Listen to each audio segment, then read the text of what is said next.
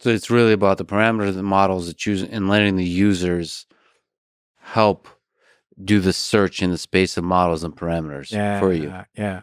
But actually, so like Stable Diffusion, I used 1.5, 2.0 came out, as Stable Diffusion XL came out, all these new versions, and they were all worse.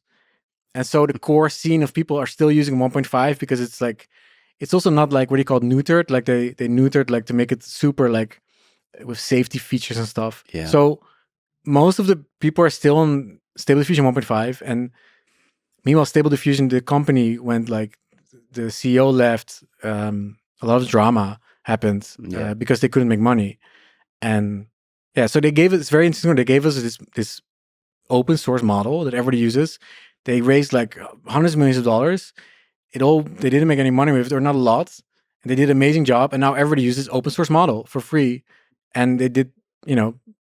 It's amazing. Like it's amazing. You're not even using the latest one. No, and the strange thing is that this company raised hundreds of millions, but the people that are benefiting from it are only small, like people like me who make these small apps that are using the model.